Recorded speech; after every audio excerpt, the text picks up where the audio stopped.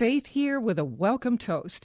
It was Jim Villas who said steak tartare, not only one of the glories of great eating, but a possible cure-all for lethargy, obesity, hangovers, and maybe even sexual impotence. Please feel free to consume this show podcast in small bites or eat the whole thing. I got that sunshine in my pocket, got that good soul in my feet. I feel that hot blood in my body when it drops. It's great to have you joining the party on the Faith Middleton Food Schmooze, the place to eat, drink, and be merry. My treasured food buddies are here. Senior contributors Chris Prosperi and winebroker Alex Province.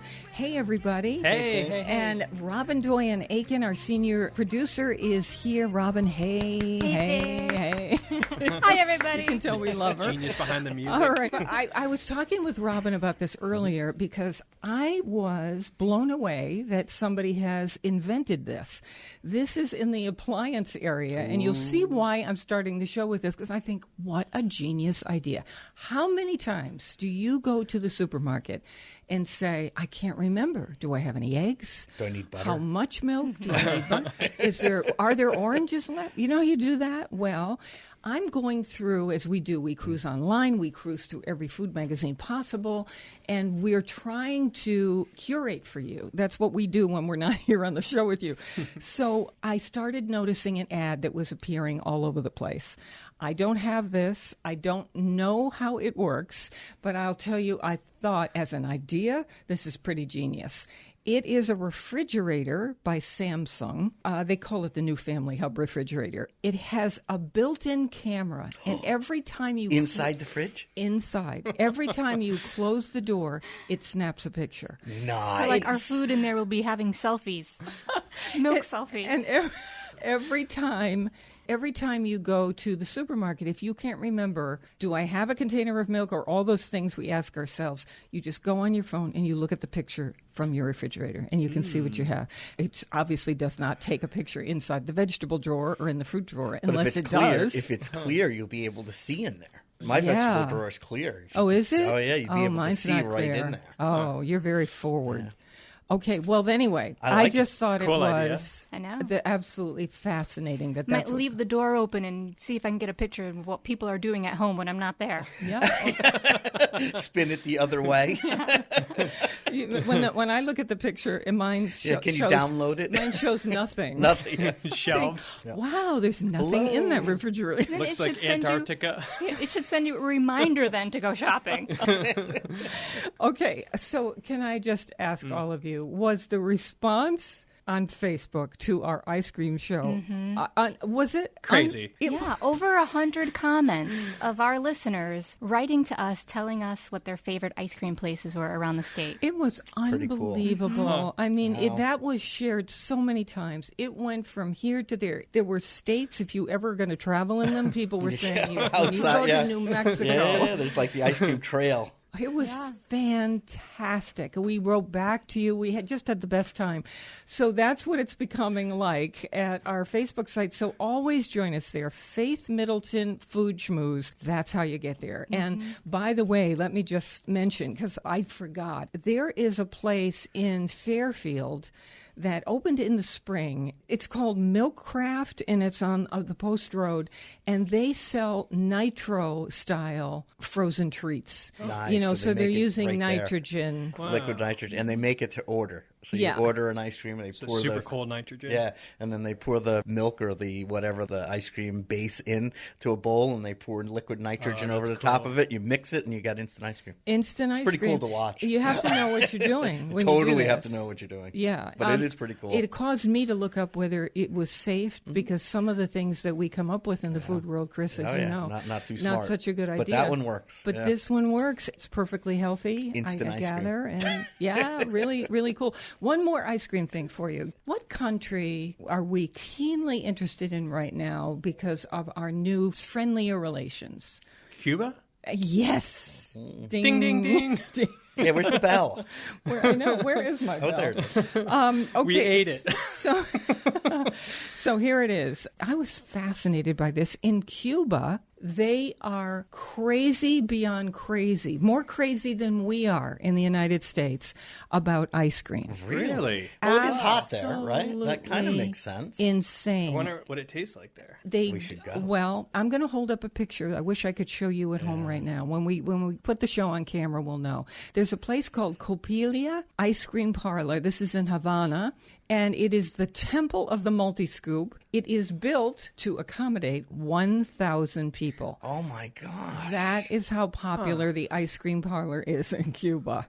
Can you imagine? I mean, this is not a wealthy country at this point. And But ice cream rules. I wonder if we is- could get ice cream shipped overnight from Cuba. nobody really knows why. It's got to go on the list of places to see when you go there. It says it starts, the ice cream rush starts at 10 o'clock in the morning.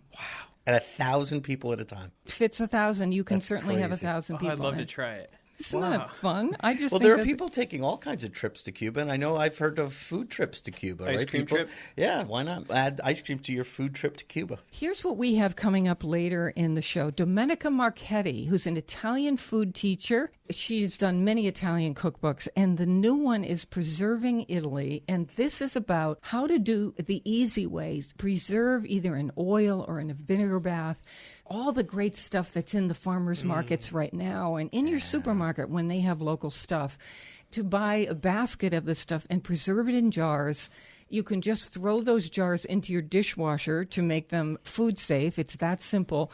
And then you put them in oil or whatever she the stuff all suggests winter. with sugar or not sugar or whatever, and a couple of herbs, and you can eat it all winter. So she's going to tell us how to do Heaven. it. We just tried some. It's healthy, too. And we're going to talk during that segment about peaches in grappa. Oof. How about We'll that take for that, dessert? we'll over take that ice to cream Cuba. for the holidays. I might take that over the ice cream.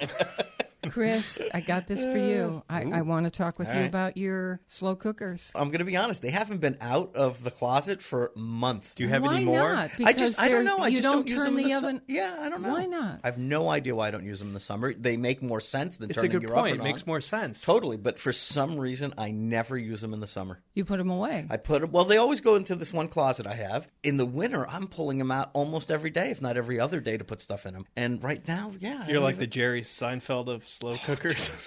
It's getting to the point of getting a little crazy. Plug them in every month just Oh to my! make sure the I engines no, are I running. keep them clean, and yeah. They each have now. They're in a closet, and each keep one them is on a clean. shelf. Yeah, Museum lighting. Yeah, museum lighting. I should We get love that. a Yeah, clean man. Yeah, no, it's they're So the reason I bring this up is to say, if you're in the supermarket and you see this, there's always somebody inventing something. Life is so amazing. I never thought that the slow cooker was hard to clean because you just pull out the insert and put water in it and clean it. Well, one of the major companies has decided to produce a box like you would with aluminum foil of slow cooker liners. And you pop one into your slow cooker and then you put your ingredients in. And that way, when you're done, you pull out the liner and you throw it away. I'm totally Now, in. Are you in? Oh my Because God, yeah. I don't know what's in that liner. Okay, you have to look at the you have to look at it. But I don't know. if it's healthy and safe, I'm totally in because it's not a pain to clean, but it's big. I have some 6-quart and 8-quart We put ones. ours right in the dishwasher. My 8-quart one would take up the entire bottom rack of my dishwasher. So if I could get something in there to where I could pull it out and then wipe it clean and put it back on the shelf, I'm in. So, Chris, remember we were talking about sous vide cooking, Mm-hmm. Oh, yeah. where you're cooking in plastic essentially. be careful and with that. What? Yeah. Jury's going still on? out. Jury's still leaches out. out stuff. It's very controversial whether or not it's good for you. What Yeah, did we there's say? Enamel's estrogenic- one of the best, right? What were we Well, saying? I don't know. I'm trying to stay away Yeah. from the fear show. But I just would want to know what is in that plastic liner that you're cooking in, like you're boiling hours stuff at in a a time, bag. yeah. Be 8 careful. hours. So, listen, we live in a world where there is a pre-made peanut butter and jelly sandwich on the shelves because making an actual sandwich of peanut butter and jelly must be so time-consuming for some people that you can buy that Frozen, ready to in go. any supermarket, right? Or Ay, ay, pre-cooked ay. bacon or whatever. So this might be good for people, but just do me a Double check. favor. What's Do your research. What's really messy though in a slow cooker? When you do Well, you anything could bake with on oils, tomato sauce. Yeah, when you ever do anything with oils and stuff, it gets a little greasy and messy. You just Yeah. put in some dishwashing detergent and water. No, but like I said, it's not that. The problem is they can get pretty big and bulky, and Crusty. I have Yeah. broken them. I have a metal. I don't know about you, but my sink's metal. I have a 2-bay sink at home, and I've tried to wash it, and I dropped it on that separator in the middle. I have one that has a crack in it. The metal All right. But I crack. can't. The ceramic insert for the That's crock right. pot Sometimes actually they're cracked. fragile. Right. Yeah, they're fragile. So yeah, you got to be careful with them. And those are my babies. Okay, we've got we've got kitchen tips. You know, that was a way to do something easy, clean in 8 seconds or whatever. So, corn. favorite. This time of year. Robin, I've never asked you this. Do you do this because your husband Steve's an incredible gardener and works for Fine Gardening magazine? Do you take some stuff like corn and do you put it in the freezer? Do you put up anything, or you just eat it fresh right off? So we don't grow our own corn. It takes up so much Yeah, room. I know you've done that before, but it takes up too much space. Then the And- raccoons eat it. Yeah. And it's just, I like going to a farm stand, so I don't want to take that away from myself by growing it myself. It's Yeah. like one of the things that I go to specifically to get Me at too. a farm stand. So even farm stand corn, we don't typically freeze. You know, we just enjoy it fresh while we have it. And then in the wintertime, frozen corn's pretty good. It's not bad. And I cook it frozen from the store in milk, and that sweetens the kernels so that it right. feels like summer.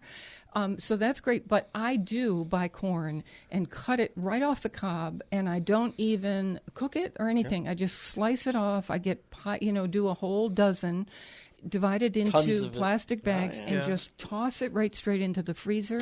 And That's a last great winter, idea. we had corn all winter long. We should Nothing all like, do that. Nothing like making should all corn do- chowder in Yeah. February when it's freezing Yes, out. you should live the way we do. Well, I'm saying I could eat corn every day, except Matt would stop me. But I just love the corn now. I love it. I could eat it every day. I could eat it But for you know what? 3 meals a There's day. something That's- special about it too when it's right now. So I mean, I do. But why not I don't freeze take. it and I don't save take it? tons, It's good. and I don't do a ton. I usually freeze a few, probably a couple bushels at the restaurant, and we'll bring them out maybe 3 or 4 times just to remind us. But there is something special about eating it now, and then it's gone. It's So so this- local. I love it. This gets us to this idea. We talked about this earlier in the summer, but this idea of, as we're all rushing to our farm stands right now and supermarkets to get, the last of the corn, because now we're in that last month. Yeah, we're getting in that last month. What do how do you cook? We were finally looking. I started to look up from cooking corn all summer long. I was thinking, how does everybody else cook their corn?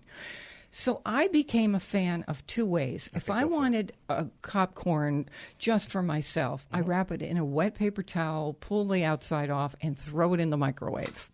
Ooh, yep, simple. Done so fast, it's It doesn't pop? ridiculous. No, it doesn't. You got to put it in a paper bag. No, wrong corn.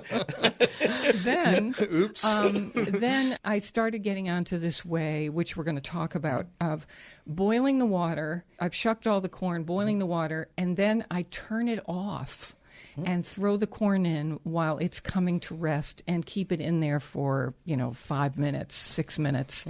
And it sort of softly poaches in there. The kernels egg, don't yeah. become tough, exactly the way you do boiled eggs. And that's been my go-to way of doing corn this summer. How about you? We take either the kitchen sink or a plastic bag. We put the corn, unshucked right in, fill it with water, and then put some salt. You can make it salty like the sea. Soak it for 5, 10, 30 minutes, and then it goes right onto the grill.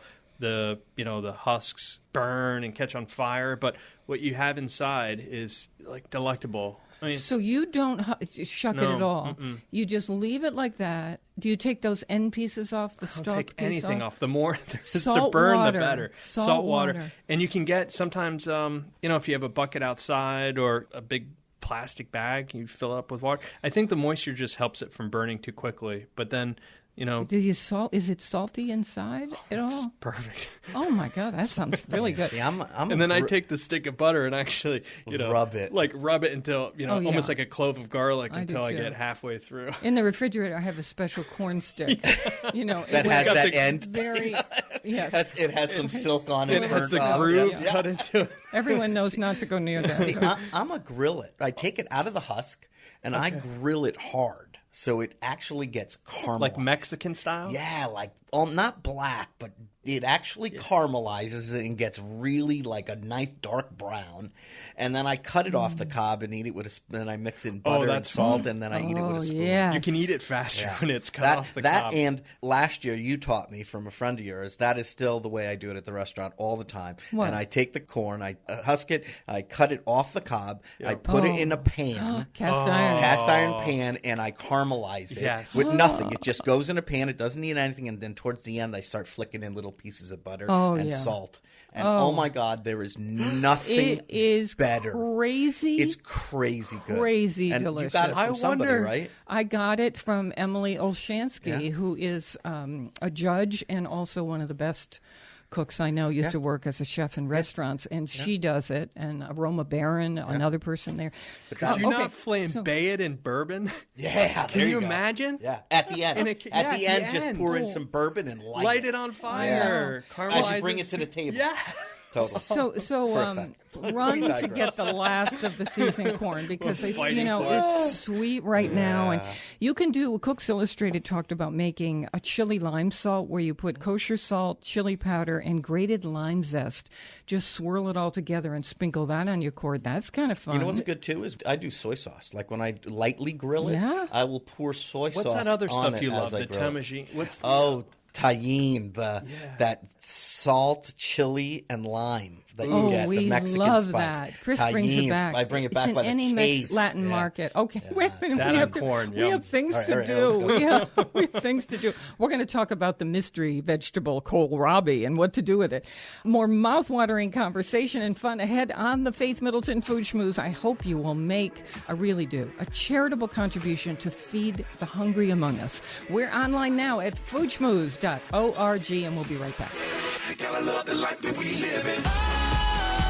Sometimes I get a good feeling.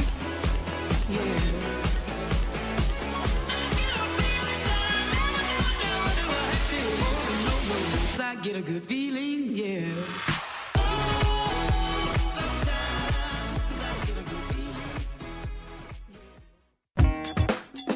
Okay, hope that first bite of the food schmooze felt like a hot biscuit with butter coming your way. Feel free to tell your food-loving friends worldwide they can enjoy the show and our online site at foodschmooze.org. Here's your second bite.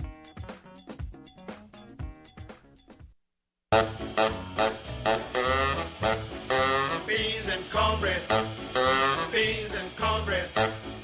Beans and cornbread. Beans and cornbread had a fight. Beans knocked cornbread out of sight.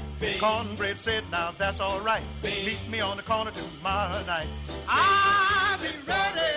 I'll be ready tomorrow night. I'll be ready. I'll be ready tomorrow night.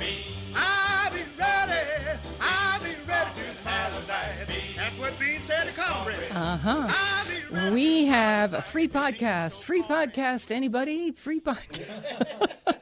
This means you won't miss a drop of pleasure of the show. You go to our site, you sign up for it just once, and then it pops up in your mail, whatever and it you can is, just listen. Podcast feed. Podcast feed. You listen whenever you want. I do in the car, and then I don't Yeah. have to be in the car at a specific time. I go right? through explaining this because there's still tons of people who don't do it, So and they easy. don't know. You I can listen just to all listen my anytime shows you that way want. now. So Yeah. easy. Plus, of course, at our site, you hear us talking about all the recipes for food, wine, and cocktails events, and we love talking with you too when you're there. So stop by often and say hi. You just go to foodschmooze.org. Who have we got? My treasured food buddies, Chris Prosperi, chef and co-owner of Metro Beast Restaurant in Simsbury, Connecticut. Wine broker Alex Province of Hartford, and Mark Raymond will be back with us very soon. Okay, we want to do what's in the markets, what's in the farm stands, and what might be in your refrigerator. What's in abundance? What's in abundance, and This what year, is the yeah. thing you don't know what to do with? And that, of course, that would be kohlrabi. And do we have a recipe for you? Because it involves Parmigiano Ooh, good one. with oh yeah. All right, but let's start with some zucchini. Let's brainstorm for people. Please don't give me any more zucchini. Okay, please. baseball bat. Hey, if it's baseball bat size, can you do anything with it? Yes. Okay, and you want to scrape out the seeds, I think, and then for I that? usually grate that. Yeah. And I clever. make that one. Bread That's or really something. good for breads and muffins, Pancakes. and you can even do. There's recipes for chocolate zucchini muffins. I throw it in burgers.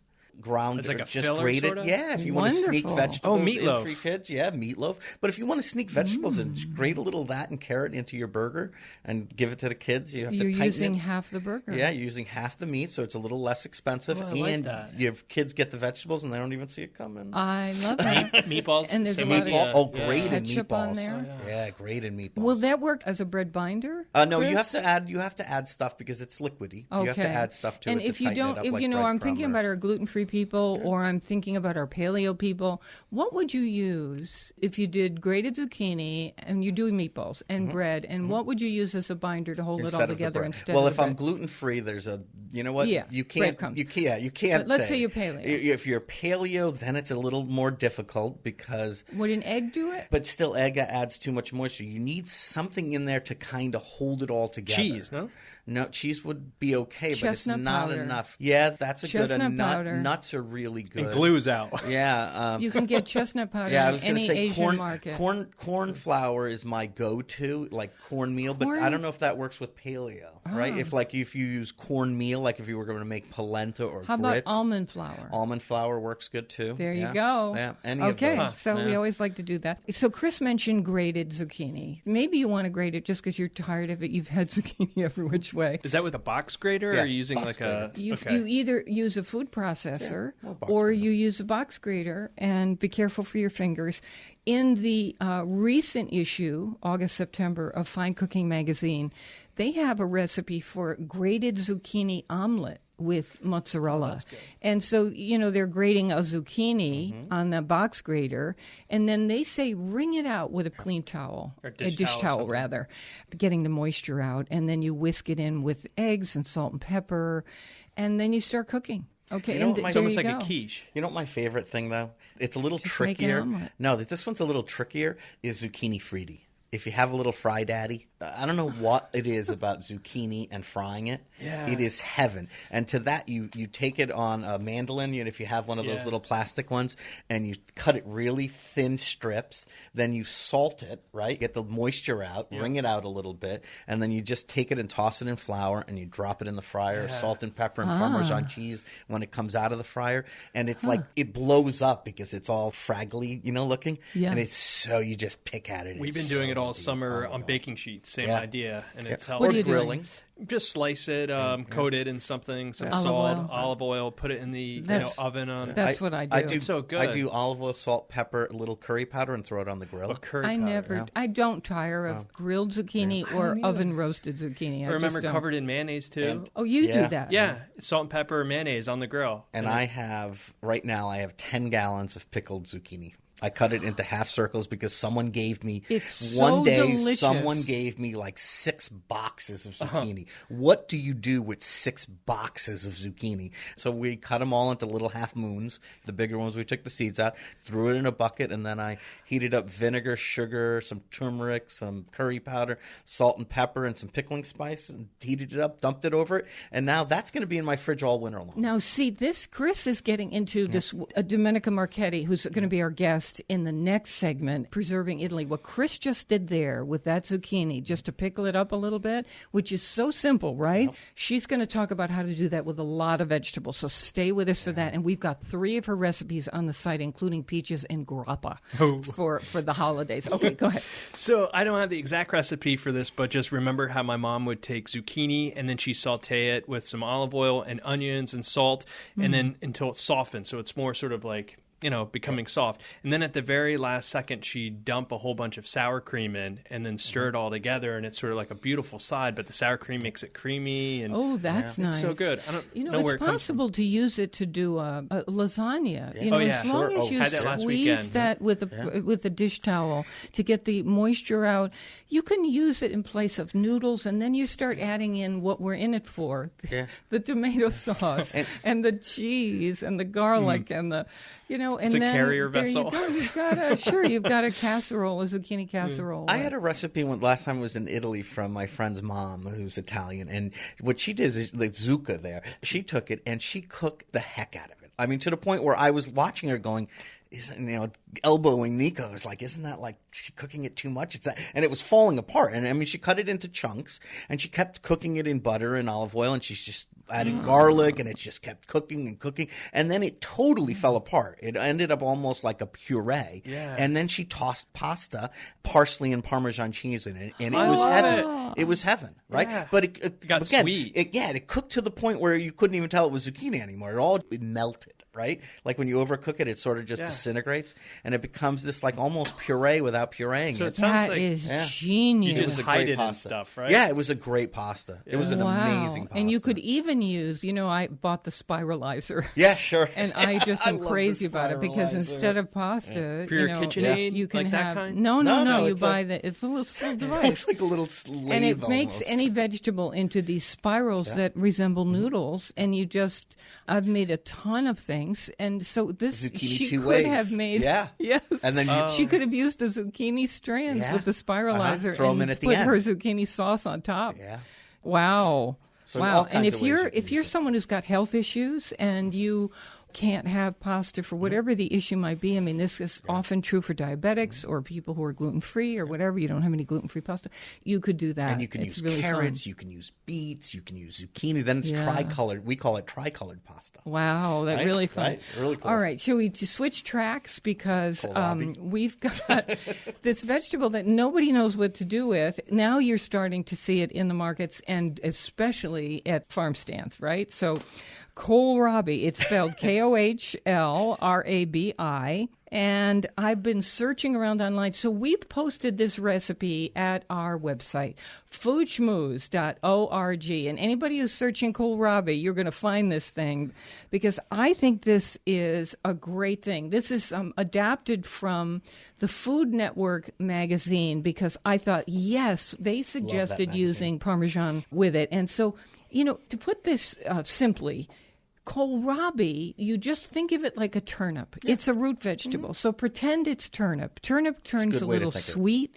That's great. And so you peel it the same way you peel a turnip, and then you cut it into these 1-inch wedges.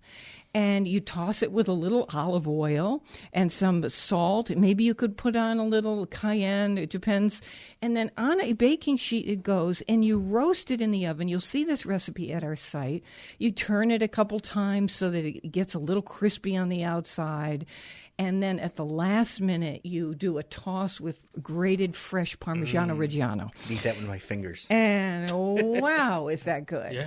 It is good. So again, foodschmooze.org to get the kohlrabi recipe that we like the most. Why don't we use it? Is it because it's funny Well, looking? what's the texture on the inside? Is it like It's like a turnip. So No, you, it's could you very- put it through a exactly like a mandolin? turnip. Oh, yeah, totally. Yeah. So, real quick, raw, you can make coleslaws out of it. We do a ton of them. So, think of any coleslaw kind of recipe, grate it on the mandolin, really, or even on a box grater, and make any kind of slaws. You mix in carrots and parsley and vinegar and olive Where's oil it or from? mayonnaise. I don't know, Ooh, but it that's a good has a question. But Middle Eastern name. You And said and it looks like sound. a spaceship. Yeah, and it grows well around here because all the farmers markets use it. Another good use is I put it in my potato soup. So if you're going to make a creamy potato bisque, where it's a puree. Like a leek Yeah, almost. but take that and add it because it has that kind of sharp flavor which cuts through that creaminess of the potato soup. That's another good use for You it. know there's too much kohlrabi when you see at your farm stand free two. kohlrabi with every Yeah. purchase. And my CSA They put it get- in the bag. Yeah.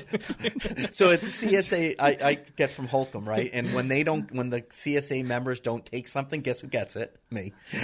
And kohlrabi I get and kohlrabi is also a root vegetable, like you said, which means it stores. So they're sending me kohlrabi in March. And let me tell you, towards the end, it's all that's left. I'm thinking about soup kitchens making use of kohlrabi. so good. Really, seriously. And You can so make salsas out of it. That's what I don't understand. It's so It's versatile. neutral. So Yeah, very neutral. neutral. So how versatile. have we sort of gotten this far without using it? Because I think it's from somewhere else, but now what our farmers found out is it grows great around here. Not just well, it grows great in this climate. It grows like a cabbage. Like a turnip Like a almost. turnip. Yeah. So in the ground? in the ground. Wow. Yep, and let me tell you, Root it's vegetable. it comes out a little bit of the ground. That was the giveaway. Yeah, but let me tell you, anything you can use a turnip for, anything you could use a potato for, anything you could use jicama So for. French fries almost. You could fry it too. Yeah, totally. It has to. It's like a sweet potato almost because it has more liquid. So when I do fries with it, you have to coat it. Right, to get it With the crispy. breading, Yeah, okay. yeah, a little breading or I wanna try even that. cornmeal. I, for instance, in the summertime when there's a lot of zucchini, I will saute thin sliced zucchini in olive oil, salt, and pepper. And when it gets a little bit brown on either side, flip it over in the saute pan, stovetop. Then I take mixed eggs. Add a little water because that makes them a little fluffy. And I make an omelet out of the fried zucchini. Throw the eggs on top of the fried zucchini in the saute pan.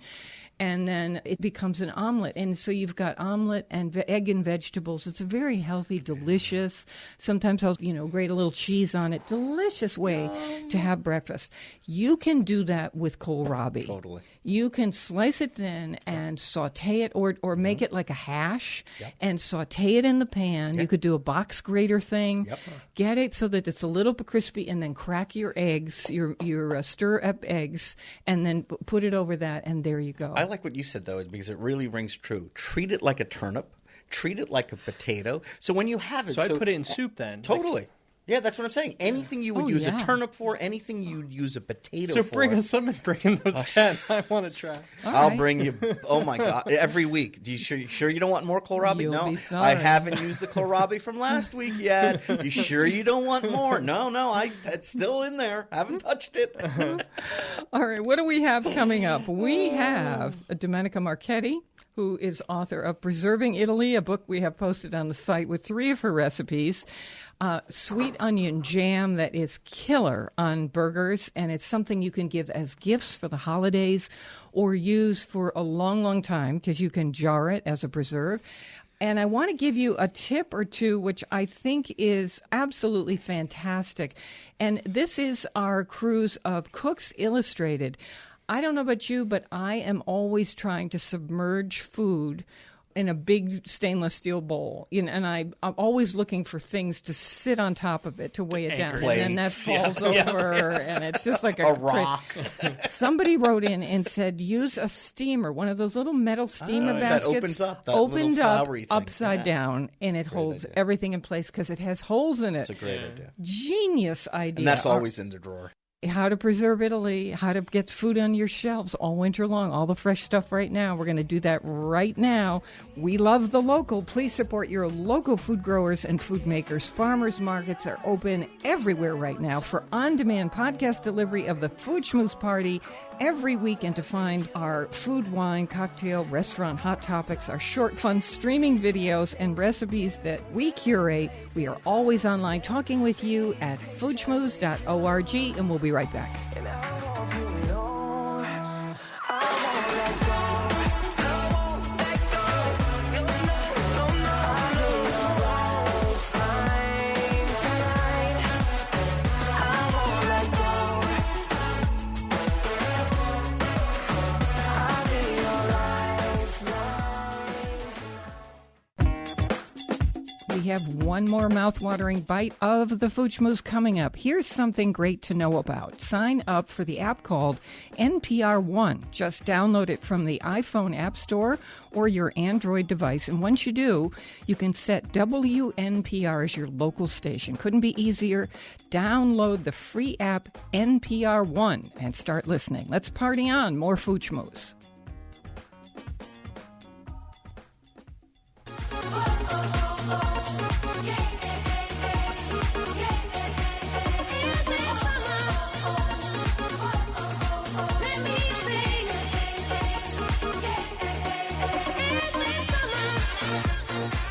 This is the Food Schmooze Party, offering the richness of life and coming to you in Connecticut, Rhode Island, Massachusetts, and New York, including Westchester County and the east end of Long Island. That's the Hamptons, too, of course. The senior producer is Robin Doyen Aiken. And to hear the show on WNPR, it airs Thursdays at 3 and Saturdays at noon. Podcasts and our curated recommendations are always online at foodschmooze.org. Hey, to those of you who are reaching out to us on Facebook, thank you so much.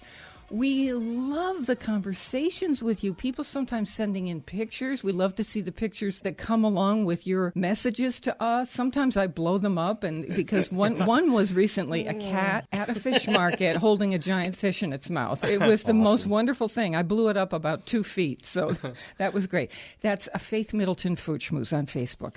Okay, here we've been waiting for this during the show. We are going to talk with Domenica Marchetti, who is the author of 6 cookbooks on Italian cooking. Her articles and recipes, perhaps you've seen them all around: Washington Post, Food and Wine, Fine Cooking, Cooking Light. She's also a cooking teacher and does stuff for various blogs and knows the Abruzzo region of Italy very, very well.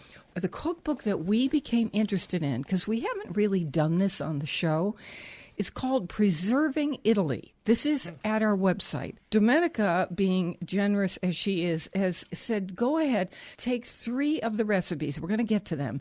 Put them on your site. So that's foodschmooze.org. And when you hear them, I'm talking about peaches and grappa. When you hear them, you are going to want to go to foodschmooze.org. How do we can, cure, infuse, bottle Italian flavors and traditions in an easy way where we're not scared to death, we're going to be poisoned, or we're going to do it wrong, or, take advantage of what's in the markets right now? That's the whole thing. Domenica Marchetti, welcome to the Food Schmooze Party. Hi, thank you for having me. Oh, our pleasure. So tell us what you wanted to get across from what the people in Italy do for us here. I think life is changing. A lot of old traditions are in danger of being lost, and I really wanted to preserve some of these traditions in this book. The more I thought about canning and preserving and Italian food, the more I realized that it is integral to the Italian table. If you go to a restaurant anywhere, you will be brought cured meats, a preserved form of food, cheeses, which of course is the ultimate preservation of milk. You will be brought condiments. In Abruzzo, which is where my family is from, they always put out peperoncini, either dried hot peppers or hot peppers in oil, peppers preserved some way. At the end of a meal, you're likely to get a house-made liqueur, another form of preserving food, or in this case, beverage, I guess. All of these things are so important to Italian cuisine, and I really felt that you don't get the full picture of Italian cooking unless you incorporate preserved foods. I love this very much, and I just want to make a point that this is different from what I'm about to describe. I think Martha Stewart is a genius, and anyone who knocks her for her talent is crazy. Having said that, I don't have time to make candles for my dinner party.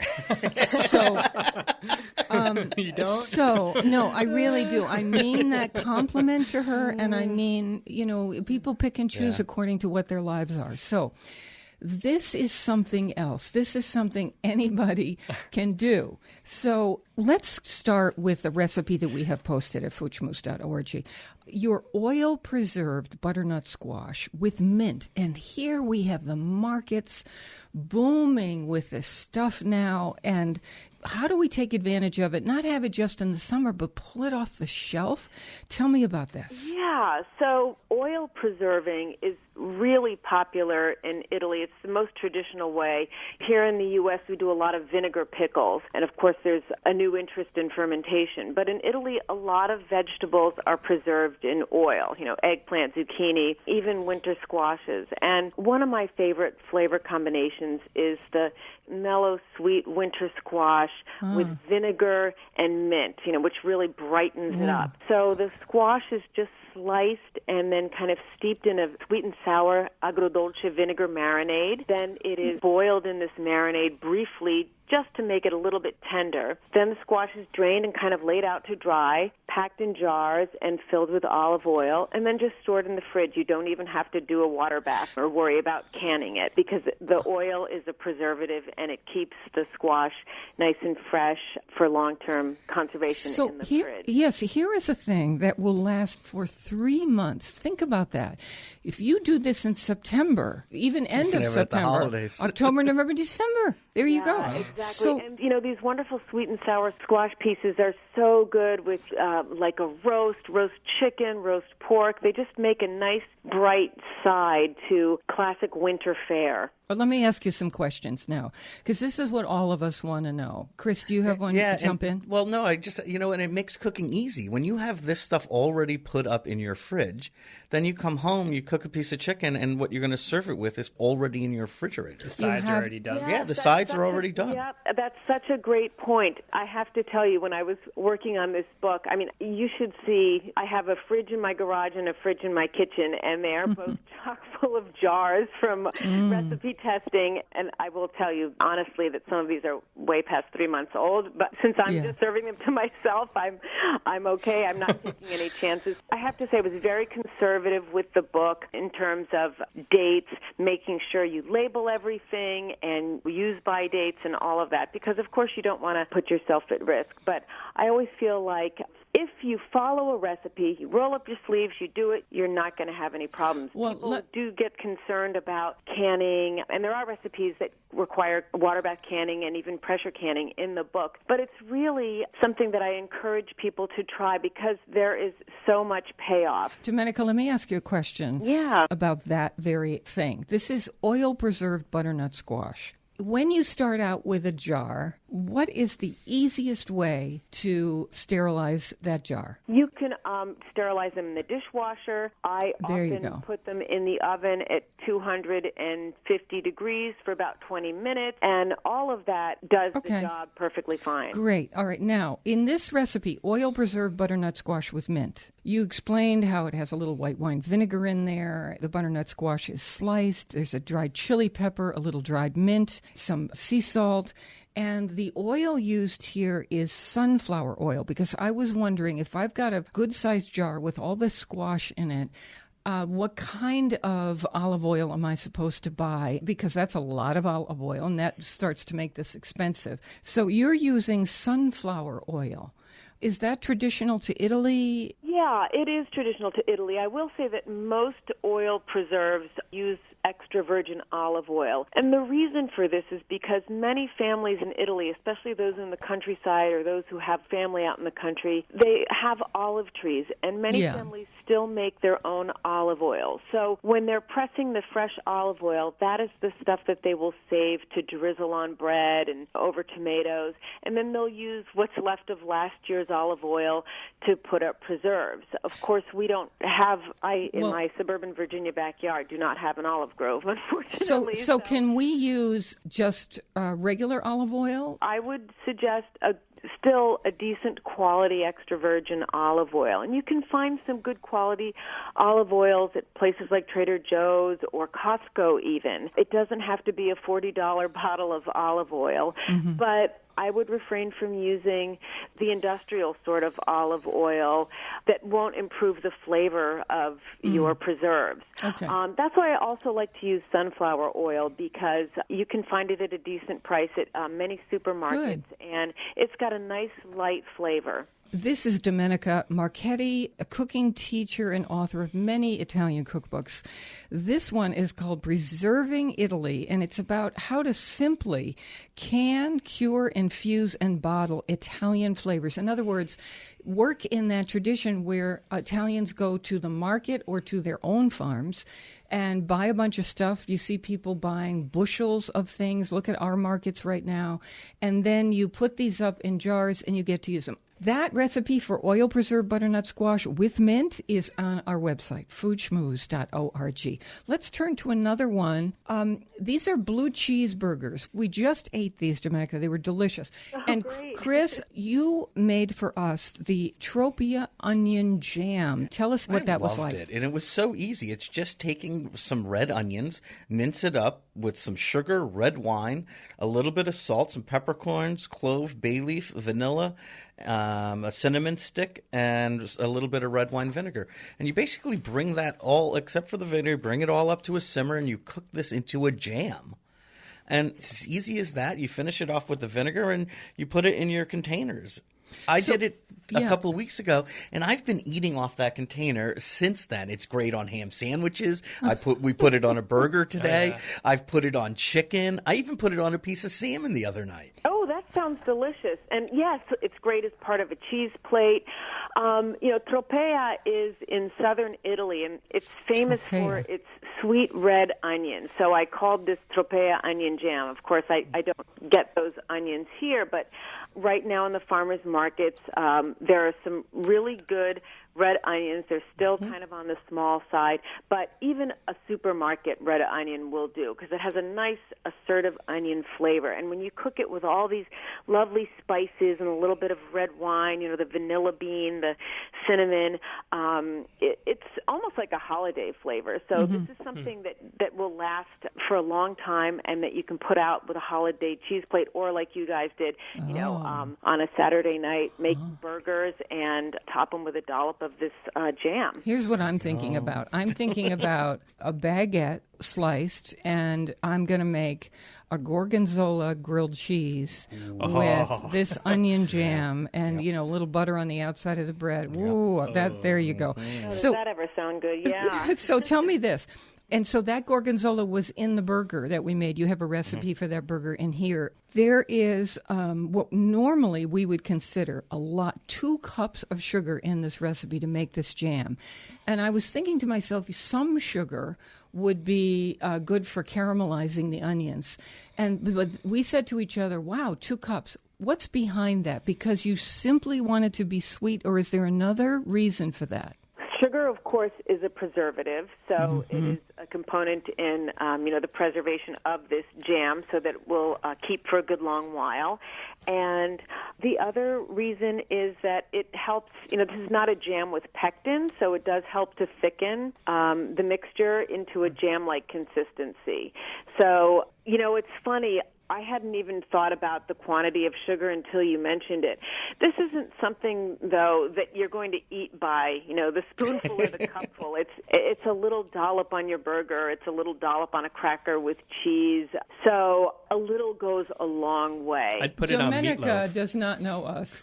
Yeah, the part about not eating it by the spoon is debatable. Yeah, exactly, Robin. You'll get to know us, Domenica. Okay, so here's the one we have been waiting for. Those are terrific, and we just had that blue cheeseburger from your recipe in the book, and we put that jam on it. It was fantastic. We did it both regular and gluten-free rolls.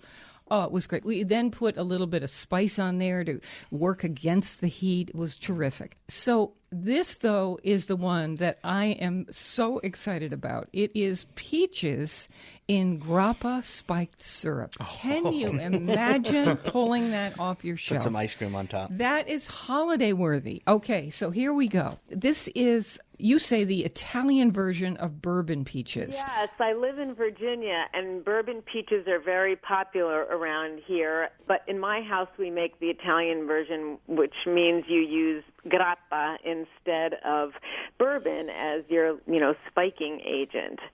So the peaches are just kind of quickly poached in a little bit of boiling water so that you can slip off their skins. And then you slice them up and you make a sugar syrup, with water, vanilla bean, a little bit of lemon juice.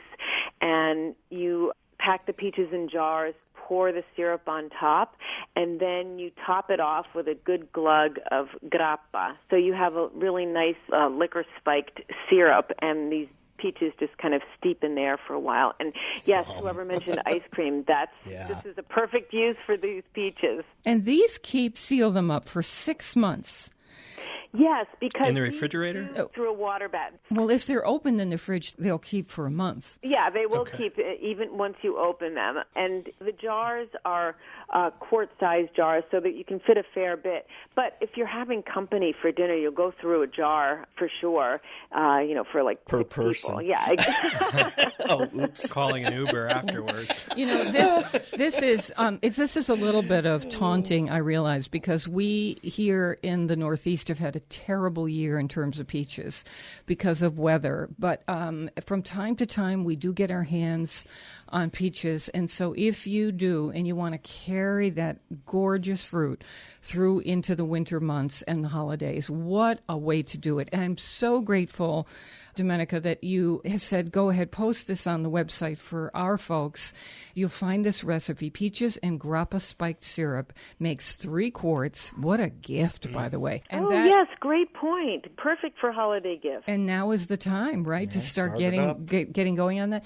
So that's at foodschmooze.org. So we have about a minute left, and I just want to say that in here we have how to put up classic meat sauce, green tomato preserves, an apricot mustard sauce, plum preserves, that jar of vegetables that is so traditionally Italian, a tomato sauce, just like Domenica's Garage. You can have all these things. That's Domenica's Garage between 2 covers is what we've got here. Thank you so much for being on the show and for taking the time to share this tradition with us. Oh, it's been my pleasure. Thank you for having me. You're welcome. Again, these recipes, the 3 we just mentioned, are on our website at foodschmooze.org. The book is called, and you'll see text about the book and how to get it. It's Domenica Marchetti, our guest, Preserving Italy, Canning, Curing, Infusing, and Bottling Italian Flavors and Traditions. Was that? Oh, my gosh. I need a second refrigerator. I know I do, too. That's what I keep saying. I'm not getting that, though. Well, maybe I will. Ask Santa. All right. We are on WNPR Thursdays at 3, Saturdays at noon. Weekdays, listen for my 60-second food schmoozes. Never eat more than you can lift. In New Haven, I'm Faith Middleton.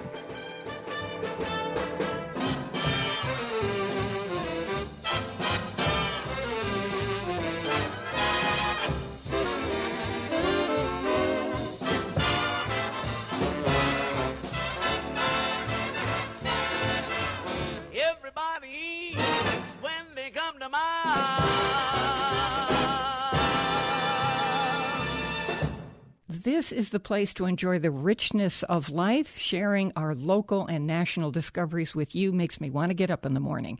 The gang and I hope you'll come back soon and often.